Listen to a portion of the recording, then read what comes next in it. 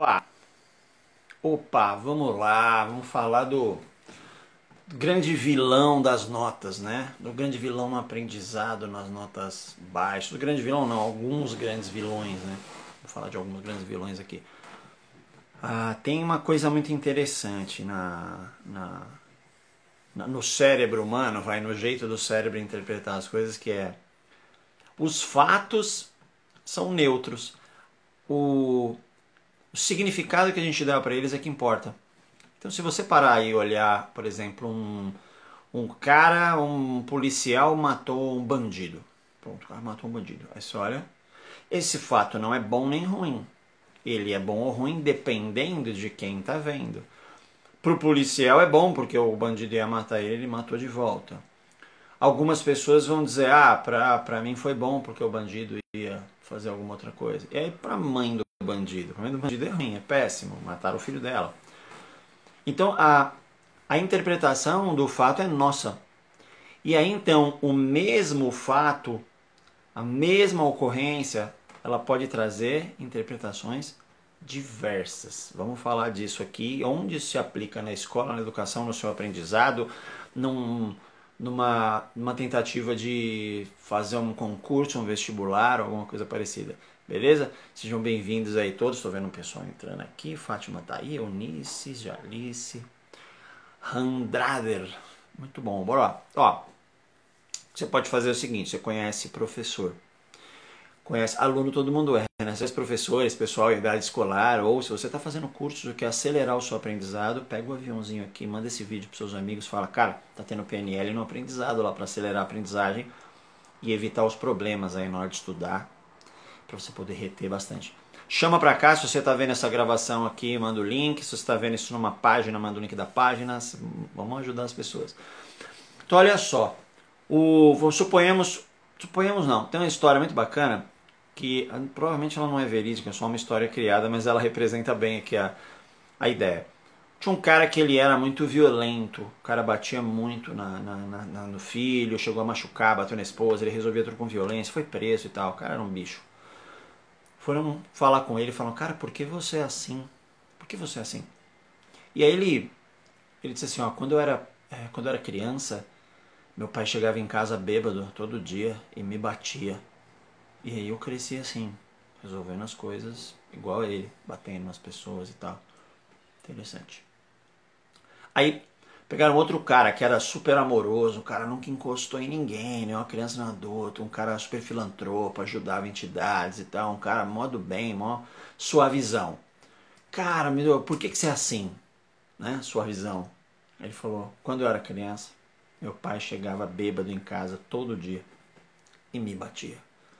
E eu cresci pensando, não quero que ninguém passe por isso que eu passei. Então veja, duas situações completamente iguais, que na história, iguais, e você tem interpretações diferentes. Então não é o que acontece de fato que vai gerar interpretação. Logicamente, algumas coisas facilitam uma interpretação mais para cá do que para lá. Facilitam. Alguma coisa que tem um emocional ruim agregado pode ser visto como ruim, alguma coisa que tem um emocional legal pode ser visto mais como boa, etc e tal. Porém, é o seu significado que vai trazer a percepção. E o grande detalhe é que o significado que você deu para uma coisa pode gerar um programa na sua mente para te proteger de ter aquele resultado de novo. Proteger de acontecer aquilo de novo. Se você viu que aquilo foi ruim e gerou uma dor, para não acontecer de novo, sua mente faz um programa para aquilo não acontecer de novo. E aí você sente um bloqueiozinho quando você vai fazer algo. Saca quando você vai fazer uma coisa e você sente medo, ou você está fazendo dinheiro e acaba gastando tudo. Você fica num ciclo patinando na vida. Quando você está patinando na vida, tem um programa não deixando acontecer alguma coisa, porque houve uma interpretação lá atrás de algo e essa interpretação gerou uma defesa. Vamos lá, deixa eu cair para mais exemplos para a gente cair de fato na parte do estudo, da aprendizagem. Deixa eu pegar um exemplo, eu gosto de exemplos reais, né? De pessoas reais, de atendimentos reais que eu fiz. Uma moça, ela escrevia em inglês, lia em inglês, ouvia em inglês e interpretava assim. Ela era super fluente em inglês, ela sabia falar fluentaça. Você dava um texto para ela, ela lia o texto, traduzia na hora para você. Se alguém falasse com ela, assim, com qualquer sotaque, ela entenderia em inglês, traduzia para você e tudo mais. Mas na hora dela falar inglês, ela travava. Saca? Ela travava na hora que ela ia falar inglês. E aí, durante o tratamento investigando, percebeu-se que, se encontrou que, lá na infância, o pai dela disse para ela não participar de uma conversa que ele estava tendo com umas pessoas, e eram americanos, no caso, na casa dela, e ela foi lá, viu criança, e os caras falando inglês, quis atenção ali se meter, mas era uma conversa de negócios, provavelmente. O pai olhou para ela e falou assim: filha, vai para lá que isso aqui não é conversa para criança. E o papai depois vai brincar com você, isso não é conversa para criança. A mente dela entendeu, olha só a interpretação. Isso aqui não é conversa para criança. Ela podia entender, eles são os adultos conversando coisas de adultos. Ela poderia entender, meu pai não gosta de mim. Ela poderia entender, nossa, que legal, depois meu pai vai brincar comigo. Ela poderia entender um monte de coisa, mas o que ela entendeu, a mente dela entendeu a mente dela entendeu que aquilo que estava acontecendo, falar inglês, não era para ela, que o pai dela ia ficar bravo se ela falasse inglês. Inclusive Camila Tucunduva, English Teacher, tá aqui, mentora de professores de inglês, tá aqui, assiste que eu tô te vendo aqui, viu, Camila? Tô falando de inglês, o exemplo, olha só como conecta, né, o campo traz. Tô falando de inglês aqui.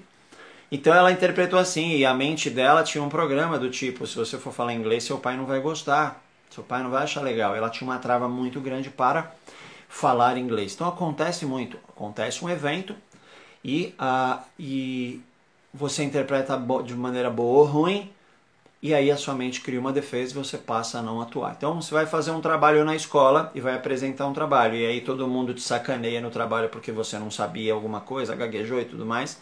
Você pode criar uma defesa de tipo, falar em público vai me trazer uma dor, né? A mente fala, não vamos falar em público, vai trazer uma dor. Toda vez que você for falar em público, ela vai disparar um programa que faz você não querer falar em público, vai dar um medo, vai dar vontade de ir no banheiro, vai dar um monte de coisa.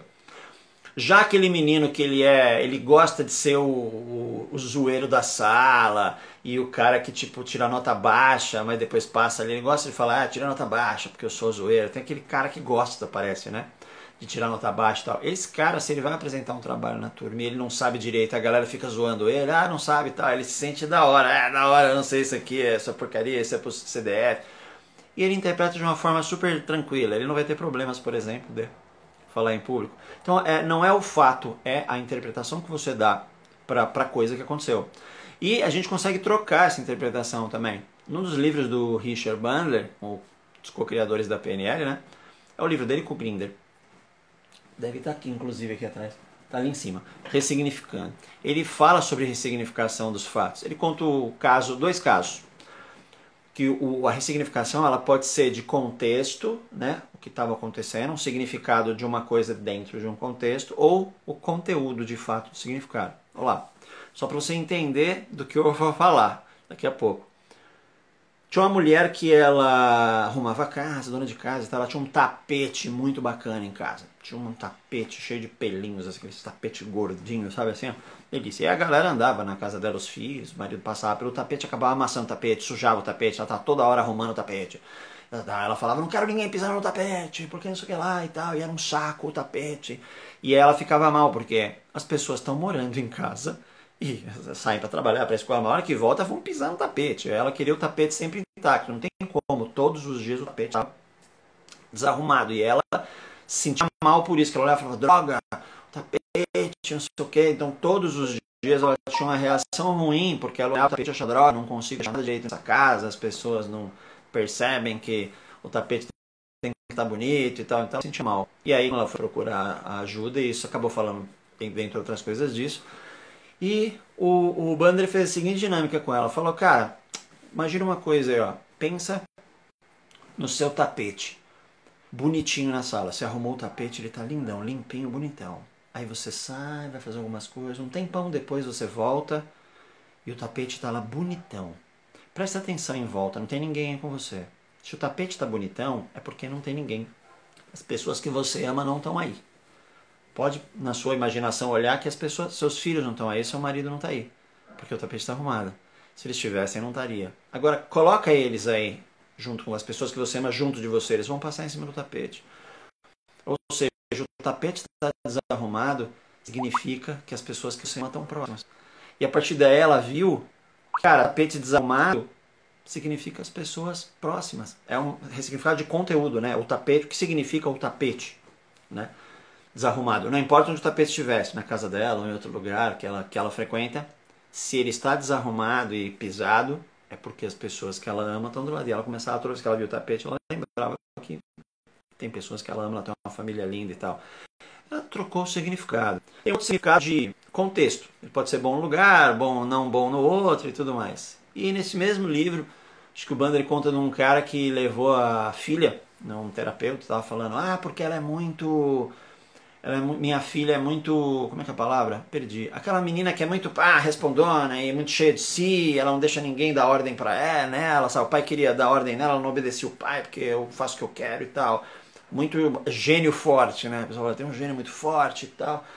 E o cara levou lá e falou que queria que desse um jeito que a filha mudasse de alguma maneira, que obedecesse ele, que ela não tivesse gênio muito forte, que ela fosse mais aberta e tal, tal, tal, tal. E o cara falou, em casa, ela tá lá na sua casa, ela é uma pessoa que está protegida, está junto de você, da sua mulher, vocês não vão fazer mal nenhum para ela, você só está querendo dar uma ordem, ou que ela organize uma coisa, ela não quer, então você discute, tal, você vai ter que conversar mais. Agora, olha só, esse mesmo gênio dela te incomoda em casa, imagina na rua, quando você não está perto. Sua menina, ela é pré-adolescente, acho, na rua, ou adolescente, sozinha na rua, ou na escola, ou na baladinha. Os meninos... Ele falou assim, os meninos vão chegar nessa, talvez queiram se aproveitar dela, ou algum cara mais assim, alguma pessoa mais intencional, queira se aproveitar dela de alguma maneira. E esse gênio forte dela não vai deixar ninguém se aproveitar dela. Ela vai lá e falar, que isso? Então ela vai utilizar essas características que ela tem para poder até se safar desses problemas. E aí o pai analisou e pensou, deixa como tá. Deixa como tá porque eu aguento em casa... sabendo. Então, quando ele viu o gênio, a partir daí, quando ele vê a filha tendo gênio forte, não obedecendo ele em casa, mas você tem que fazer, vou fazer só a hora que eu quiser, aquela coisa toda, ele olhava e pensava assim, o dia que for com o outro, né, com o namoradinho, com o menino, né, os pais têm aquele ciúme, né, do namoradinho da filha, quando for com o namoradinho, com não sei quem, com ela também vai botar moral, então não é qualquer um que vai fazer mal para ela tão fácil. Ele acabava ficando feliz dela discutir com ele. Então, você vê, a gente muda, é o significado que você dá para aquilo. A coisa, o fato, ele é neutro em si, mas o significado que você dá é grande. E aí no estudo, e tem muito disso, quando você vai prestar provas e etc. As pessoas, às vezes, as crianças, ou até os adultos, ouvem que colocam cargas muito grandes em cima das crianças. Se você não souber isso, você não vai ser ninguém na vida. Se você não souber isso, você não vai ser ninguém, não vai ter dinheiro e tal. E aí a criança, às vezes, vai mal numa matéria e ela começa a entender, cara, eu não vou ser ninguém na vida, porque eu não sei isso. Tem dificuldade com isso. Ela acaba acreditando. Por quê? Porque tem uma autoridade falando para ela aquilo. São os pais, os professores, o tio, alguém que vive com ela, o avô. São pessoas que são autoridades. E ela, criança, costuma acreditar em tudo que a autoridade diz, né? E aí ela vai se programar que, tipo, eu não vou ser ninguém na vida. E ela cresce e quando aparece alguma oportunidade na vida dela, então ela fala, isso aí não é para mim. Tem crenças de incapacidade. Ela se sente incapaz de fazer as coisas. Porque alguém diz para ela que ela não ia ser boa. E às vezes eu já atendi várias pessoas que apareceram coisas relacionadas a aprendizado e etc. Numa delas, a menina não sabia a matéria, né? Matemática, umas coisas que eram mais difíceis para ela, e o pai batia nela quando ela tirava nota baixa naquela matéria. O pai batia, na hora que ela ia estudar, fazia estudar com ela, falava, nossa, mas que burra, você não sabe isso. Então tinha um assédiozinho moral ali. E ele estava provavelmente, né, pelo que eu entendo, o pai amava ela, ele estava com uma intenção boa, né, de falar, de forçar ela a estudar, só que não foi assim que interpretou. Ela interpretou de outra maneira, então ela tinha muita dificuldade com as coisas, ela se achava burra para as coisas de exatas e lógica, e para lidar com dinheiro então, né, que é sempre mais matemático, a coisa mais lógica na hora de se lidar, né, a compra e o gastar o dinheiro é emocional total. Ela teve bastante dificuldade. E ela tinha dificuldade em matérias na faculdade que tinham relações com números, etc. Uma outra, por exemplo, ela teve e no caso foi um trauma bem forte de um professor que ela tinha trocado de escola e tal, e estava 9, e um professor, ela tirou uma nota muito baixa numa matéria, e o professor que entregou a nota, ela era muito crânio, né? Ela tirava sua nota tão alta, mas quando ela tinha trocado de escola, aquela coisa toda, ela pegou uma das matérias, ela não sabia o que estava acontecendo na matéria. não acompanhou o que ela tinha visto na outra escola. Aquela matéria estava muito, muito diferente. E ela não acompanhou e ficou meio com vergonha, assim, de fazer muita pergunta na aula, de entender. E ela foi por conta própria tentar entender o que era aquela matéria que estava fora do que ela já tinha aprendido. E ela tirou uma nota muito baixa, foi a nota mais baixa da vida dela. Tirou meio, assim, 0, alguma coisa na nota. E o professor, ao invés de se preocupar com ela, e o recado para os professores, né? Ao invés de se preocupar com ela, falar, não, só tirou uma nota bem baixa e tudo mais, vamos conversar depois. Eu, o que está acontecendo e tal? Porque ela veio de escola diferente. Lá você não viu isso, vamos fazer um reforço. Ele se preocupar, ele simplesmente olhou para ela, deu um rolo, né? Olhou para ela e falou assim, você não vai ser ninguém se você não souber isso. Minha matéria é essencial. Se você não souber, você não vai ser ninguém na sua vida. Você vai... Aí falou que ela ia fazer alguma coisa, alguma profissão de baixa renda, sabe? Assim, tipo faxina, alguma profissão que não remunera tão bem. Ele desdenhou, né? Falou, você vai ser isso, aquilo, você não vai ser ninguém aqui. E aí ele falou alguma coisa do tipo que aquela escola era muito forte para ela. Essa escola é muito avançada para você. Fala para seus pais te mudarem. O cara foi um assédio moral forte. Deu um rolo isso depois danado, porque um professor fez isso. O detalhe é, depois você pede desculpa com certas coisas, tudo legal, né? Pode até demitir o cara, se for o caso. Mas e a cabeça da pessoa na hora daquela humilhação, daquilo tudo? Criou uma defesa para não executar provas, ou seja, todas as provas que ia fazer, passava mal. E a pessoa não conseguia fazer prova. Prova mesmo de escola, assim, prova na faculdade, foi para a faculdade, conseguia fazer prova. Foi fazer ENEM, praticamente, fazia as provas na enfermaria, para você ter uma ideia. O disparo era tão grande emocional, assim, para não fazer, que fazia prova na enfermaria. Então, e foi fazer ENEM, foi fazer provas depois do conselho da profissão que ela escolheu e tal, e não conseguia fazer a prova, e ela sabia tudo. Então ela olhava, aquele negócio que a gente falou, dava o branco na hora da prova, ela olhava as questões e falava, eu sei isso, eu estudei, e não lembrava na hora, e aí fazia mal, ia mal na prova. Depois chegava em casa, estava tranquilo, ela lembrava de todas as respostas das questões. Por quê? Porque ela estudou, entende? E a gente falou disso muito essa semana. Você estudou, mas na hora não lembra. Por quê? Ela estava tomada de emoção ruim. Então a gente falou, Vanessa ontem falou de emoções, etc., na hora do aprendizado e tal. Então a emoção tem uma participação grande, mas a interpretação que ela deu para aquilo foi também foi essencial para criar esse programa. Se ela não tivesse ligado, alguém que não tivesse ligado, ela falou, que professor trouxa, mano, falou um negócio, vai você pro inferno e tal.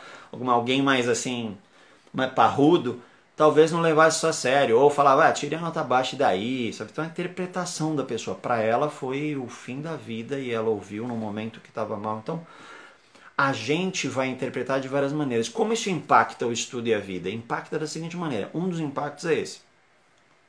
Antes de eu falar desse impacto principal, eu vou falar de um outro, que é mais sutil, e aí eu falo desse principal, tudo bem? Aí dá tempo de você pegar o aviãozinho aqui e chamar a galera para vir para a live, aí, os professores que você conhece, o pessoal que está estudando.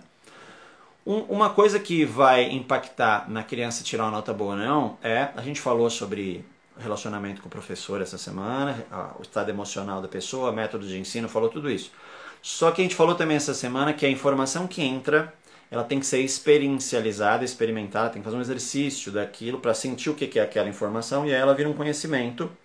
Só que esse conhecimento pode sumir da cabeça com o tempo, se você não usa, então tem que estar usando. Mas, para facilitar ele ficar na cabeça mesmo sem você usar, dar a utilidade para o conhecimento. Onde eu uso isso? Então, aprender. Eu, por exemplo, experiência própria aqui, vou contar a minha vida. Eu tirei uma nota ruim em geografia e história. E isso, eu não gostava muito. Eu simplesmente não via para que servia aprender história. Cara, já passou. Eu falei na live de ontem com a Vanessa, porque ela é professora de história. Eu olhava e falei, já passou isso aí. Por que eu estou estudando uma coisa que já passou e não serve para nada? Eu achava assim, era criança. E eu não estudava, não gostava, não via e tirava notas baixas. Eu só não tirava nota muito baixa porque tinha que passar de ano. Então eu estudava para passar de ano. E nas outras matérias que eu via a utilidade que eu gostava, eu tirava só notão. Eu era um bom aluno, sempre fui assim, tinha facilidade e gostava de estudar. Por isso que eu era um bom aluno, eu gostava de estudar, né? Não tem milagre. E aí a geografia também, eu falava, para que eu tenho que saber a capital do país, o que ele produz, para que eu tenho que saber essas coisas? Hoje eu sei, né? Mas na hora eu falava, não, você tem que saber, então lá eu estou aqui. Então assim, saber para que eu vou utilizar a coisa é muito bom, muito importante, para melhorar a nota do aluno. Porque o cérebro pega um bloco de informação que você passou, ele tem um bloco de informação, aí esse bloco de informação, se ele não experimentar isso, se ele não experiencializar, não fizer um exercício, não colocar, não for praticar aquilo de alguma maneira, essa informação fica só uma informação e ela se perde.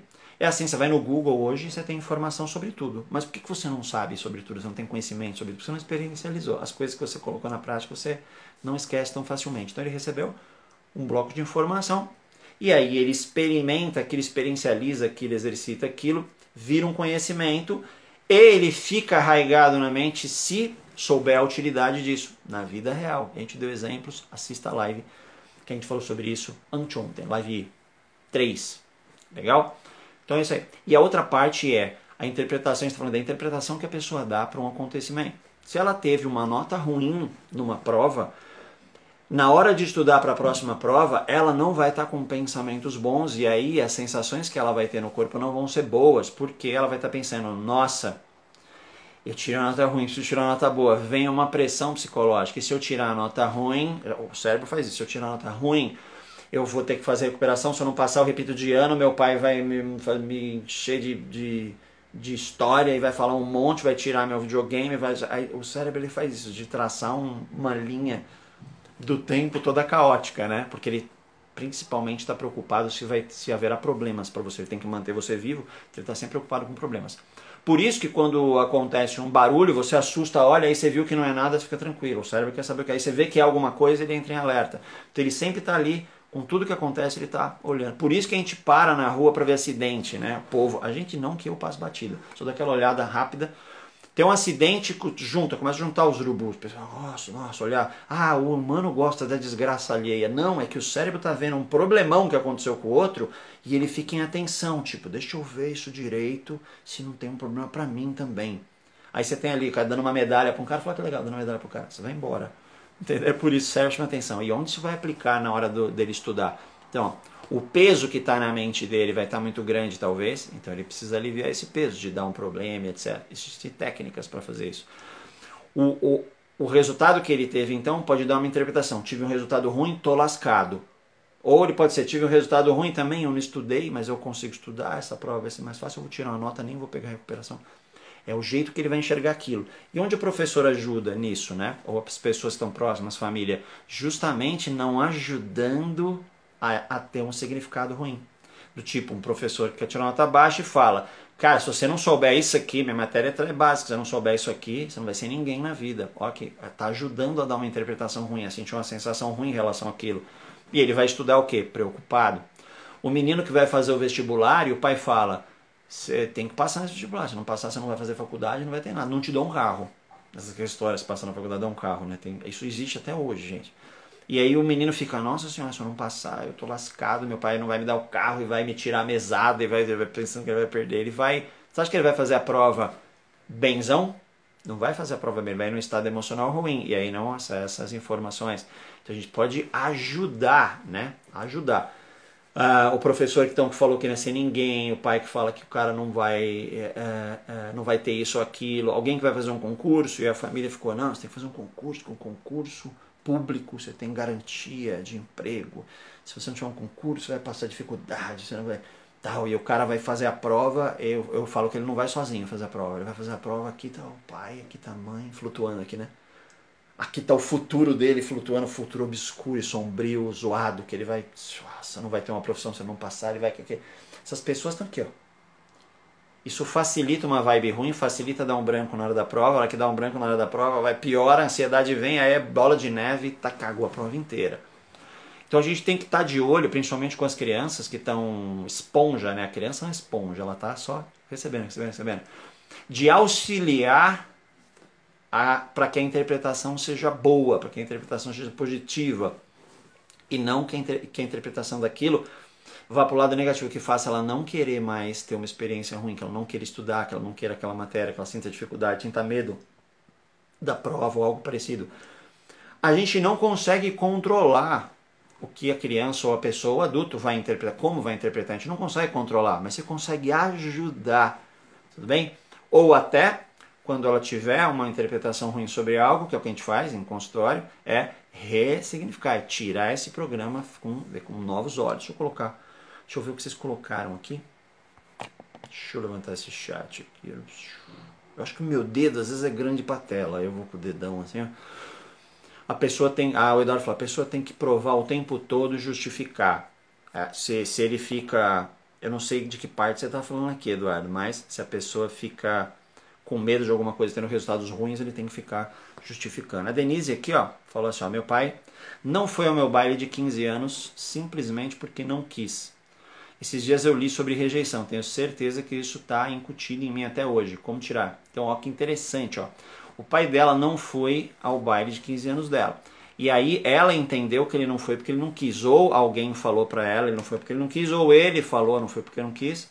Ou, não sei, né, no caso, tá, Denise? Estou só dando exemplos aqui. Se você entendeu assim ou se ele não quis de fato. E aí pode ser que ele tenha vários motivos para não ter ido. Não importa. O importa é o fato. O fato é, você estava no seu baile e ele não estava lá.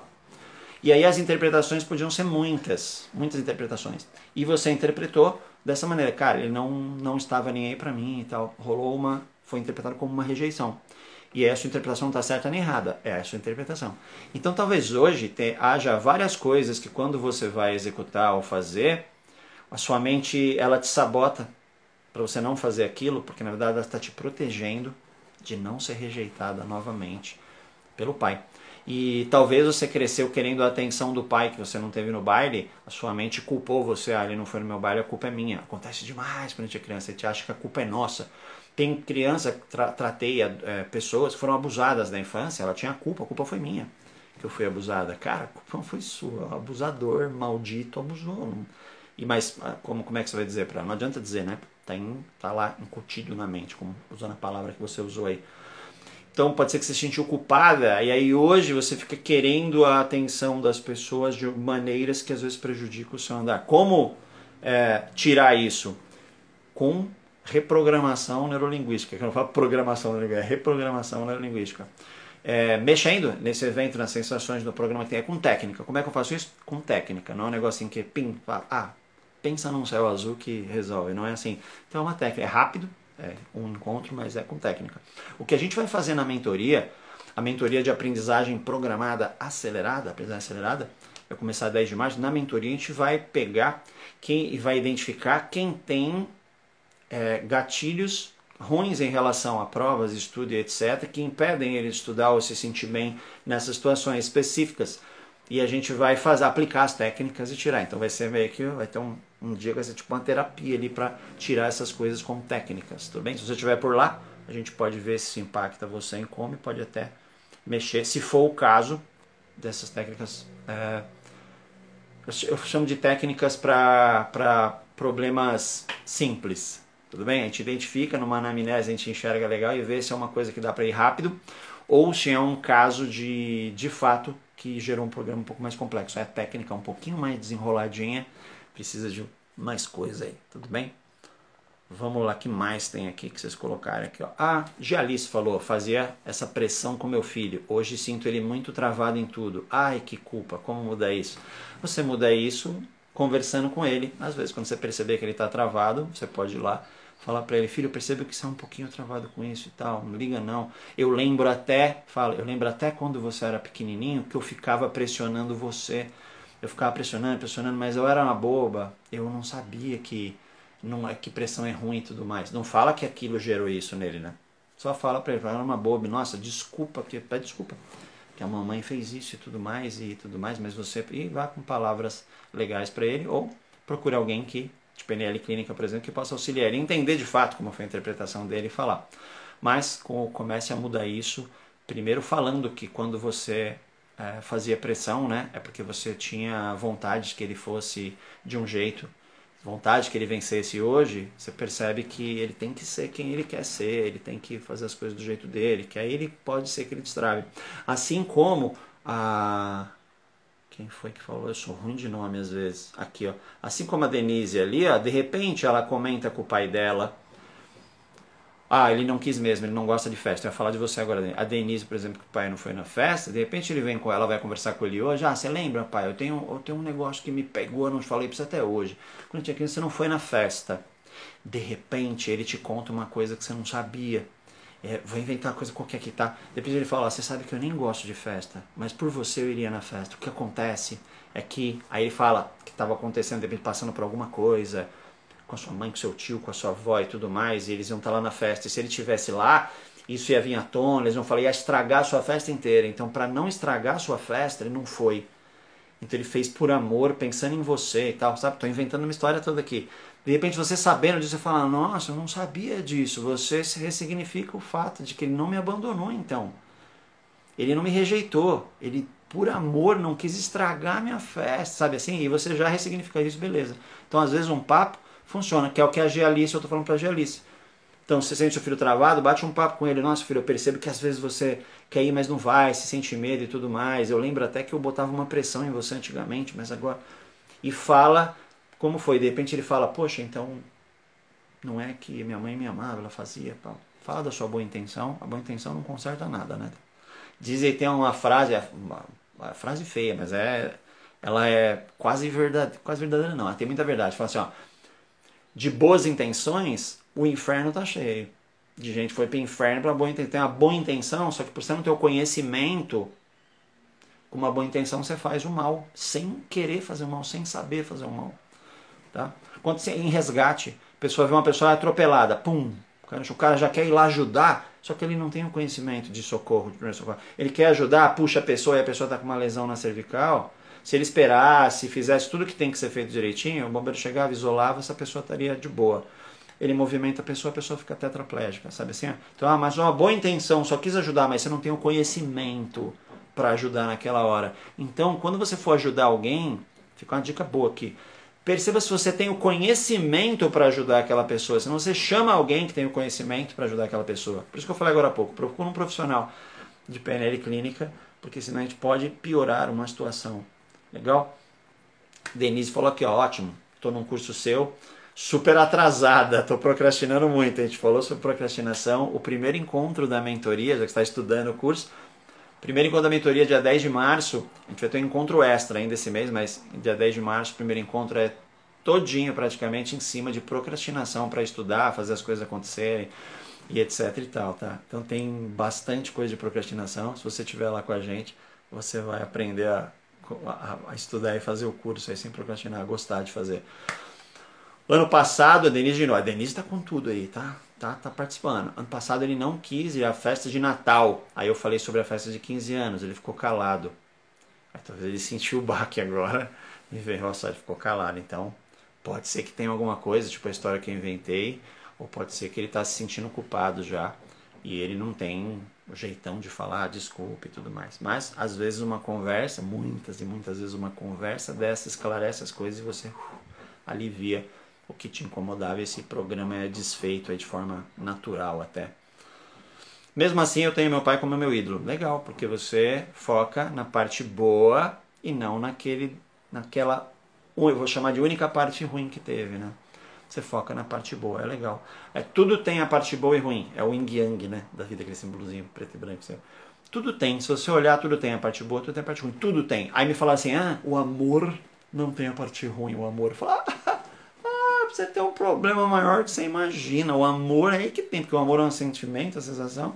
Aí que tem amor em excesso, por exemplo. Nossa, vixe, Maria. As mães, por amor, fazem, cara, atrapalham a vida dos filhos assim em nível astronômico às vezes, tá? Por amor, você não deixa o seu filho sofrer. Sofrer uma coisa, um sofrimento controlado, assim. Não deixa ele brigou com o amiguinho. Você não deixa ele resolver com o amiguinho, ou ele ficou com a namoradinha, brigou com a namoradinha, esse tipo de coisa que vai amadurecendo emocional. A criança tem que sentir as emoções, e você ali acompanhando, né? Não é largar a criança, ela não sabe fazer emoção.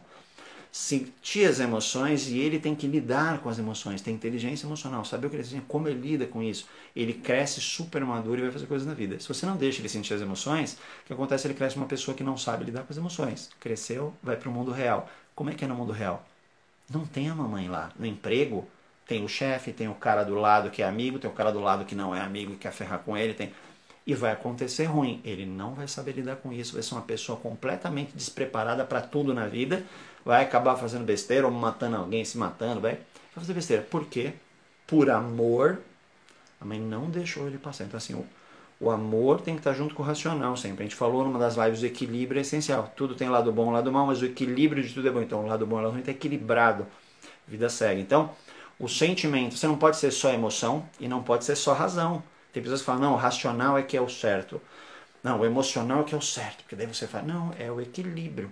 Então eu amo meu filho e por amor eu quero o quê? Eu quero que ele seja uma pessoa flexível. Então eu vou aguentar o sofrimento de vê-lo triste, sofrendo com a situação, para poder ele amadurecer isso do jeito certo, né? Controlado ali. Isso é uma boa pessoa. Só que às vezes você não quer aguentar essa dor, né? Então às vezes você está pensando mais em você do que nele, dizendo que é por ele, mas na verdade é por você. E aí a coisa acontece aí, fica esse trilelê todo. Belezinha?